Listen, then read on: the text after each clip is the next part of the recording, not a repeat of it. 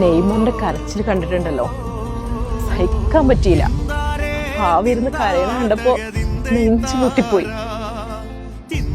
എന്താ പറയേണ്ടതെന്ന് എനിക്ക് അറിയണില്ല.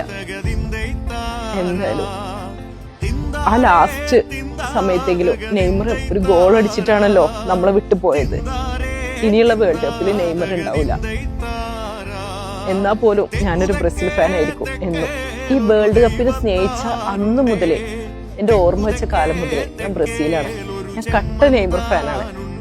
പക്ഷേ എനിക്കൊരു പ്രതീക്ഷ ഉണ്ടായിരുന്നു, നോർവേ നല്ല കളിയെന്നൊക്കെ അറിയാം. പക്ഷേ എന്തോ എന്റെ മനസ്സിൽ എനിക്കൊരു പ്രതീക്ഷ ഉണ്ടായിരുന്നു ബ്രസീൽ ജയിക്കും എന്നുള്ളത്. പക്ഷെ കിട്ടിയില്ല. ഒരു കളിയാകുമ്പോൾ തോൽവി ജയക്കുള്ളതാണ്. പക്ഷെ അതിനെ നമ്മൾ സങ്കടപ്പെട്ടതിനേക്കാളും നമുക്ക് ഏറ്റവും കൂടുതൽ വിഷമാവണത് മറ്റു ടീമുകാര് നമ്മളെ കളിയാക്കിയിട്ട് വീഡിയോ ചെയ്യുമ്പോഴാണ്. എന്തിനാണ് അതിന്റെ ഒക്കെ ആവശ്യം? ഇതിന്റെ ഫൈനലൊന്നും കഴിഞ്ഞിട്ടില്ല, ഇനിയും കളികൾ കിടക്കുകയാണ്. ആരെ ജയിക്കുക തോൽക്കുന്ന ഒരാൾക്കും അറിയില്ല. പക്ഷെ ഞങ്ങൾക്ക് സമാധാനിക്കാന് ആ ലാസ്റ്റ് 76ാമത്തെ മിനിറ്റിലാണ് നെയ്മർ ഇറങ്ങിയത്.